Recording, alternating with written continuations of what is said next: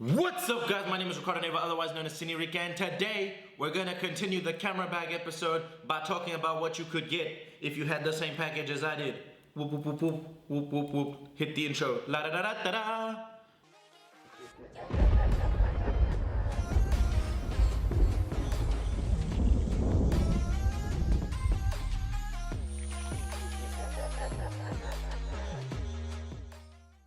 In the last episode, we looked at what was inside my camera bag, and I said that we were going to be looking at what is the future plans to get in the camera bag. So we're going to be breaking down what I'm going to be planning on getting to improve my kit and my overall package as a photographer and filmmaker. Briefly, before we dive into this, I'm looking at both from a photographer and a filmmaker's point of view. So some of the gear is going to be more specific to filmmaking and some of it is going to be more specific to photography. So with that being said, let's dive straight into what I want to get first, and that is a new camera bag.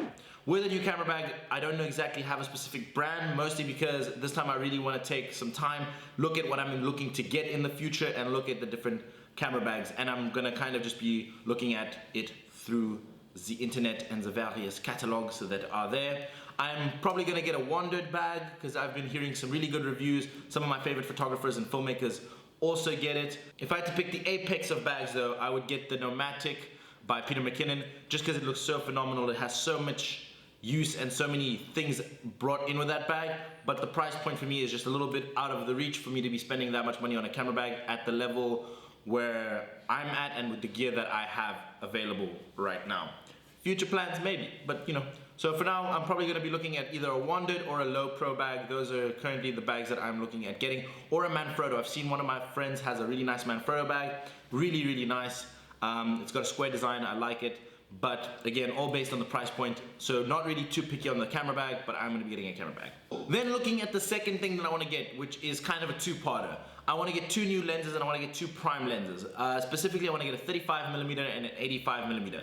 Now, I currently use my 18 to 55 kit lens, which has got an f3.5 to 5.6 aperture ability. So at 18, I can go to 3.5, and then at the highest of 55, it's 5.6, and then in between, it will find the sweet spot between those two f-stops as its lowest f-stop. Now, I want to start using a lot more shallow depth of field so that I can do a lot more low light stuff, because I do enjoy going out between the hours of 4 and 8 in the evening to take photos. So having that ability to open up my aperture fully is going to really help with my low light photography and just getting some of the images that I want at a lower, with a lot more detail in the shadows when it gets dark, without me having to crank up my ISO and bring up more noise into my image. So specifically, I'm looking at getting a Sigma 35mm 1.4 art and an 85mm 1.4 from Sigma as well. The reason why I chose the 35 and 85 is because 35 is my favorite focal length. I enjoy using it the most. It's the one that I use probably all the time on my 18 to 55. I'm usually at the 35, between 35 and 24. And so having that would be awesome. I just want to have that 35 ability at 1.4 as I previously stated. And then I want an 85 because I don't have any sort of telephoto range, and I don't want to really get a zoom because I don't see myself using 100mm because I do get relatively shaky. I do have a slight shake, which with a longer telephoto lens, if it's not mounted on a tripod, you will start to see, especially even if you don't have a shake, the higher the telephoto, the harder it is to keep that super still unless you've got a super inbuilt internal stabilization system on your camera. I chose the Sigma Art series just because I love the way that image comes out. I love how it looks. I love the sharpness. I love the colors rendition that comes out from the glass. I think it's a really beautiful lens, and Sigma and Canon were just like a match made in heaven. So, you know, Sigma gang. Whoop, whoop, whoop, whoop, whoop, whoop. Then, what I want to get is some NDs and some step-up rings. Cool, so here's some tidbit of information in regards to buying NDs. So, obviously, within your camera, you'll notice that there's a little circle with like a line going through it, and it says like 58, 75mm. That's the circumference of the ring so that you can buy a proper filter and that will screw on. Now, you get these things called step-up rings, which allow you to take your current circular diameter circumference, I don't know the exact word for it because confusion in my brain, and you can just attach them and it'll step it up to the biggest size. Now, if you get the biggest size of ring available, well, the biggest filter size available, you're able to then just use that step-up ring on any lens and down convert it to whatever length your lens is, and you can use it at its highest because no lens is going to be larger than that possible size. So get the largest ND filter and get some step-up rings. That is my tidbit of information. You will be able to then use those ND filters and polarizers and frost filters and kaleidoscope filters, whatever filters you get on any of your lenses. So it just makes sense to spend a little bit more money to get the larger size and some step-up rings than to constantly having to buy different sized ND filters for the different lenses that you have. So there's my tidbit of information. I'm going to be getting some filters. Now the filters I'm going to get is a variable ND and a polarizer. I'm not a big filter user, but I like the ability to use my ND to darken up some images when I want to, especially if I want to do some long exposures during the daytime. If I feel like it's a low exposure kind of day, feeling frisky with my exposure time and my shutter, it's good to have that ability. And an ND is always useful, especially when you want to cut down specific parts or some part is a little bit too bright. You use your variable and it dims it down. It's a great tool to have, and having an ND is important. It's just a good all-round use filter. Then the second one is a polarizer. The reason I want to use a polarizer is because I really like pushing blues through my skies and then desaturating them. And I usually do this in post-processing, but a polarizer will help me get that in camera, and I'm a big fan of getting things in camera and doing as little amount of possible work in post-processing, just because I don't like messing with the image too much. I do enjoy editing, but I don't enjoy overly editing and going full-on crazy into the editing. I like minor tweaking and refining my image rather than trying to fix or add things through post-processing. Then the second reason why I'm getting a polarizer is because if you're shooting into a car, having a polarizer is just necessity, because that blue of that windshield is just going to be a pain. And if you have a polarizer, you can cut that blue down, you can cut down the reflection of the camera, and you can actually see into your car.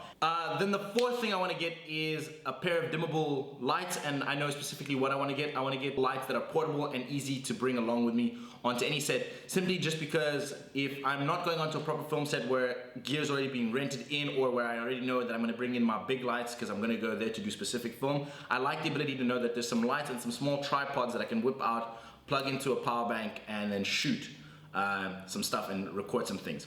So the pack that I want to get is the newer 2 packs dimmable 5600 Kelvin USB LED video lights with adjustable tripod stand, color filters for a tabletop, low angle shooting, colorful LED lighting, product portrait, and YouTube video photography. I want those specific lights. Now the reason why I want the specific lights is, first, they're USB, so I can literally either use my adapters, plug them into a wall and let them run, or I can use my power banks that I have, plug them in and shoot.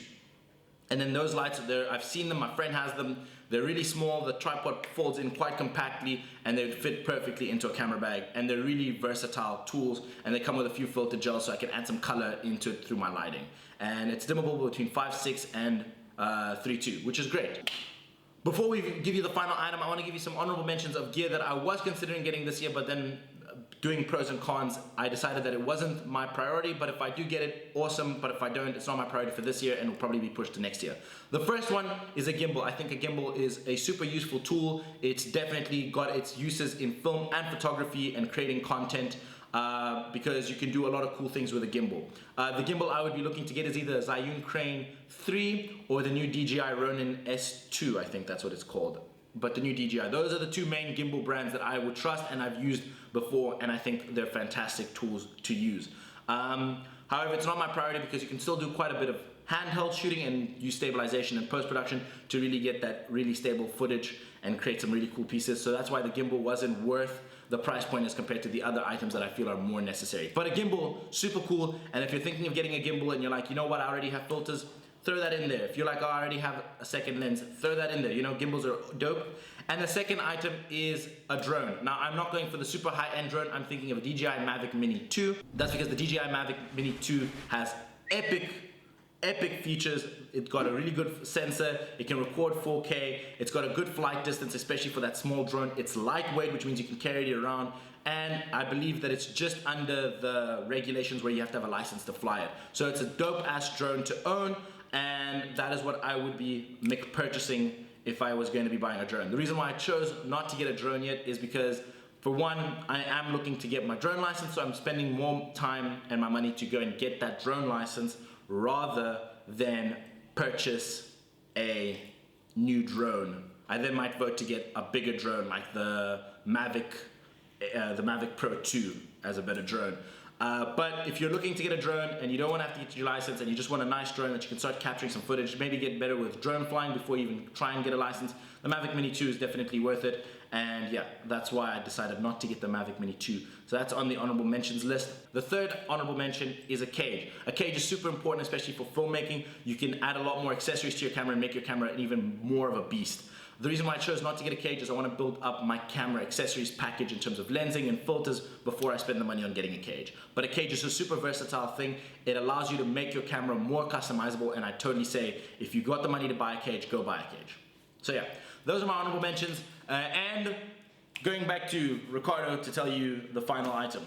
The fifth item is a monitor. The reason why I want a monitor is, for one, filmmaking. I currently use my camera's actual monitor, which pops out, and it's great. It's been doing the job, but sometimes it looks sharp when it's not. And that is because obviously this monitor is a lot smaller, so all the pixels are a lot more condensed. So sometimes my eye doesn't see that it's slightly off until it's on a bigger screen. So I want to get a bigger monitor so I can plug it into my camera and have that ability to be more accurate on set when looking at my monitor to see if it's sharp.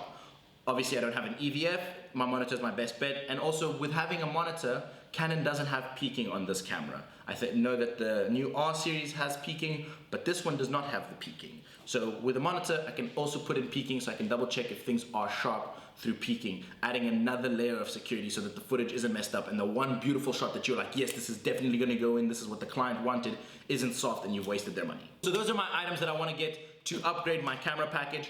What I'm gonna be doing is every time I buy a new item from that list, I will be doing a review on them. I will be showing you how it works, my pros and cons.